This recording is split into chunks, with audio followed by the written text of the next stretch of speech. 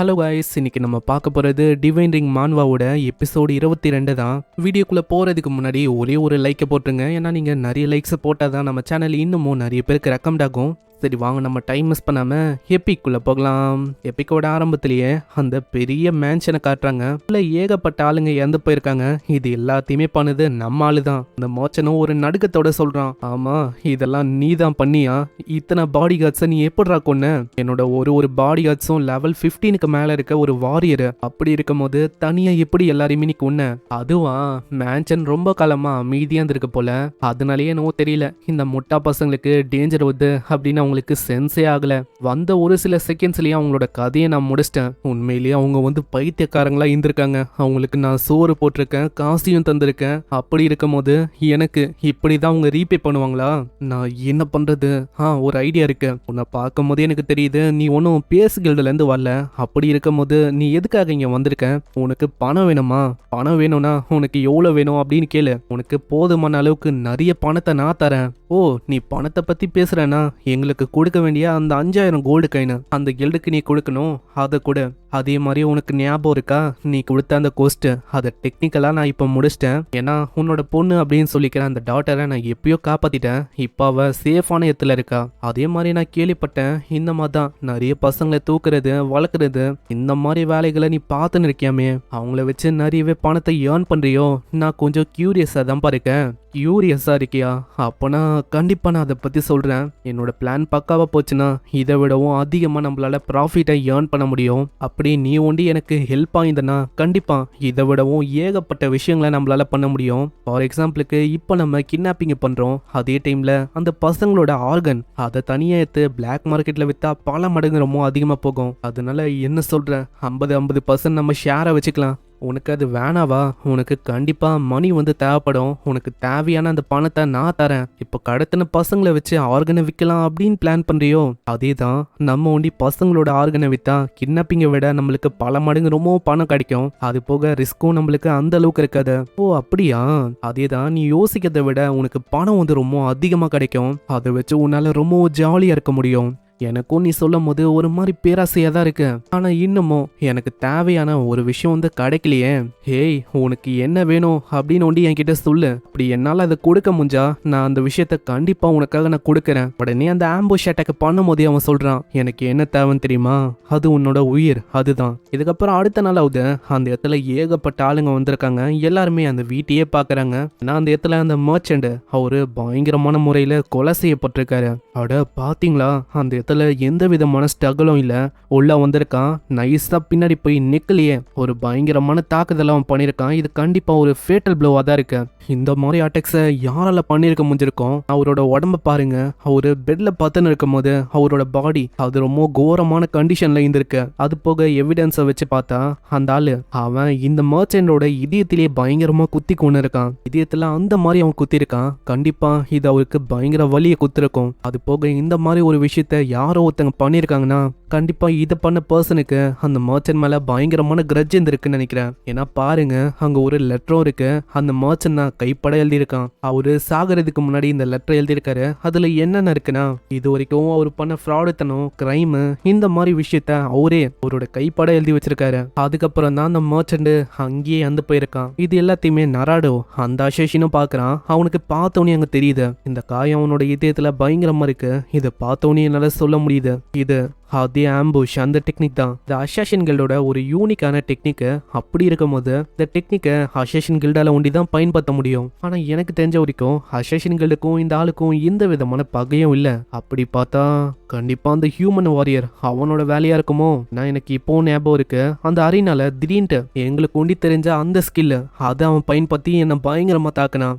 அப்படி இருக்கும் போது டவுட்டே இல்லை, அது அவனோட வேலையாக தான் இருக்கும். ஒரு வாரியரு, இத்தனைக்கும் எங்கள் கில்டுலேருந்து வந்த பர்சனே அவன் இல்லை. அப்படி பார்த்தா கண்டிப்பாக இந்த ஸ்கில் அவன் திருட இருக்கான் அப்படின்னு நினைக்கிறேன். சரி, இந்த விஷயத்த அசேஷன் கில்டோட லீடருக்கு இன்ஃபார்ம் பண்ணிட்டா என்னால் திரும்பவும் பழைய இடத்துக்கு போக முடியும். நான் யாருன்னு அப்போதான் அவங்களுக்கு புரியும். அதனால இப்பயே போய் அந்த விஷயத்த ரிப்போர்ட் பண்ண வேண்டியதான். இதுக்கப்புறம் சீன் அப்படியே பேஸ் கில்டை நோக்கி வருது. அந்த இடத்துல நம்ம ஹீரோ 5000 கோல்டை காட்டுறான். அதை பார்த்து எல்லாருமே வாயை பொழக்கிறாங்க. அப்போனா அந்த ரெக்வஸ்ட்டை கம்ப்ளீட் பண்ணிட்டீங்களா? பார்க்கும் போது ஸ்டார்டிங்ல எனக்கு அவ்வளோ நம்பிக்கை இருந்தது, கண்டிப்பா இவரால் முடிக்க முடியும்னு.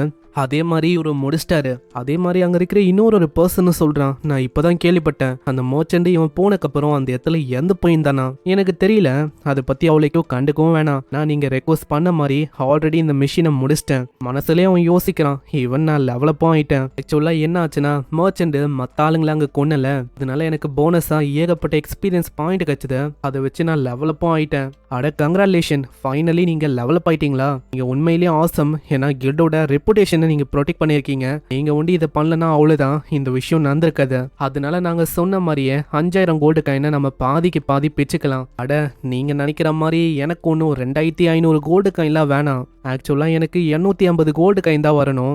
அதனால மீதி வர கோல்டு காயின்ஸ் என்ன பண்ணுங்க, யார் யார் ஹோம்லெஸ்ஸா இருக்காங்க, காசுக்கு பஞ்சமா இருக்கும்ல, அந்த மாதிரி ஆளுங்களுக்கு தேடி தேடி கொடுங்க, அதுவே போதும். என்னது டொனேட் பண்ணுமா இப்படின்னு எல்லாருமே ரொம்ப ஆச்சரியமா வராங்க. அந்த இடத்துல நம்ம ஹீரோவோட பங்கும் கிடைக்க அப்படியே அவன் போறான். இவருக்கு நிறையவே திறமை இருக்கு, அது போக ரொம்ப கைண்டானவரா இருக்காரு. ஏன்னா காசை பத்தி அவரு யோசிக்கவே இல்லை, காசை அப்படியே அவரு கொடுக்க சொல்லிட்டாரு. சரி எல்லாருமே என்ன பண்ணிருக்கீங்க, அவரு சொன்ன மாதிரியே மத்தவங்களுக்கு காசை கொடுங்க.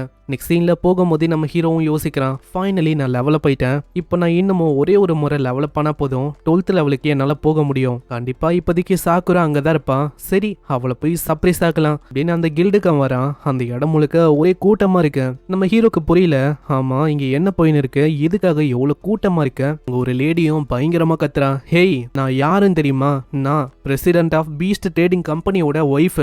அப்படி இருக்கும் போது தேவையில்லாம என்னோட மகனை இடிச்சிட்டேன், அதனால மரியாதையா மன்னிப்பு கேளு. ஆனா மேடம் நான் ஒண்ணுமே பண்ணல, அந்த பையன் அவன் தான் கண்ணா பின்னு பார்க்காம ஓடி வந்தான், அவன் தான் என்ன இடிச்சான், நான் ஒன்னும் அவனை இடிக்கல, நான் சிம்பிளா வேற ஒருத்தருக்காக வெயிட் பண்ணிருக்கேன். ஆமா உனக்கு எவ்வளோ தைரியம் இருக்கும், உன்ன மாதிரி ஒரு கேவலமான ஹாஃப் பீஸ்ட் அவ்வளோ தைரியமா எங்க கிட்டே நீ பொய் சொல்றதுக்கு. போ நீ சொல்றதை வச்சு பார்த்தா நாங்க பொய் சொல்றோம், அப்பனா நாங்க தான் இடிச்சோம் அப்படின்னு நீ சொல்றியா, உன்ன மாதிரி ஒரு ஹாஃப் பீஸ்ட் இங்க இருக்கிறதே ரொம்ப ஒரு கேவலமான விஷயம், அதனால மரியாதையா மன்னிப்பு கேளு. இதெல்லாம் கேட்கும் போது அந்த சின்ன பையனும் அதே தான் சொல்றான், ஆமா ஆமா அம்மா சொல்றது கரெக்ட் தான், நான் ஒன்னும் இந்த லேடி எல்லாம் முட்டல, அவ தான் என்ன இடிச்சா, அதனால அவ தான் மன்னிப்பு கேட்கணும். ஹேய் உண்மையை சொன்னா இது உங்களுக்கு தேவையில்லாத வேலை, போய் மன்னிப்பு கேட்டா வேலை அசால்ட்டா முடிஞ்சிரும், ஏன்னா உங்களோட இனத்தை எல்லாருமே வெறுக்கிறாங்க. நான் இதை சொல்றது உன்னோட நல்ல விஷயத்துக்காக தான் நான் சொல்றேன், ஆனா நான் எதுக்கு மன்னிப்பு கேட்கணும், நான் தான் எதுவுமே பண்ணலையே, இந்த மாதிரி ஒரு மன்னிப்பை நான் கேட்கவும் மாட்டேன் ஏத்துக்கவும் மாட்டேன். இந்த இடத்துல நிறைய பேர் இருக்காங்க, கண்டிப்பா நிறைய பேர் இந்த விஷயத்த பார்த்திருப்பாங்க. அப்படி இருக்கும் போது நான் இந்த விஷயத்த பண்ணல அப்படின்னு சொல்ல யாராச்சும் வரீங்களா? ஆனா எல்லாருமே அந்த பக்கம் திரும்பிக்கிறாங்க, ஏன்னா இந்த பொண்ணு ஒரு ஆஃப் பீரியட்ல, அதாவது பாதி மனுஷி பாதி பீஸ்ட், அதனாலே யாருமே முன்னாடி வரல, அப்பனா யாருமே எனக்காக பேசுறதுக்கு வர மாட்டாங்களா? இப்படி இவ யோசிக்கும் போது ஒரு பயங்கரமான அடி அடிக்கிறா. ஆமா கேவலமான ஹாஃப் பீஸ்ட், உனக்கு சொன்னா புரியாதா, மன்னிப்பு கேள்னா கேட்க மாட்டியா, நீ டீசெண்டா மன்னிப்பு கேட்கறியா இல்ல உன்னை ஜெயில போடவா? அங்க சைட்ல அந்த பீஸ்ட் மேன யோசிக்கிறான், அட நான் ஆல்ரெடி உங்ககிட்ட சொன்னேன், இந்த அளவுக்கு முட்டாளா நீங்க இருக்கக்கூடாது, உங்களோட இடம் அது எங்க இருக்குன்னு உங்களுக்கு நல்லாவே தெரியும், அப்படி இருக்கும் போதும் இதுக்காக முட்டாள் மாதிரி இப்படி எல்லாம் நீங்க பண்ணிருக்கீங்க, ஆனா நான் எதுவுமே பண்ணல, அப்படி இருக்கும் போது நான் எதுக்காக மன்னிப்பு கேட்கணும்? அப்போனா இந்த பொண்ணு இப்போவும் அவளையே டிஃபெண்ட் பண்ண இருக்காளா? சரி இதுக்கு மேலேயும் எனக்கு வழி இல்லைன்னு நினைக்கிறேன். ஹேய் என்கிட்ட எவ்வளவு பவர்ஸ் இருக்கு உனக்கு தெரியுமா, கிட்ட இருக்கிற பவர்ஸை நான் பயன்படுத்தினா அவ்வளவுதான், உன்னால நாளைக்கு சூரியனையே பார்க்க முடியாது.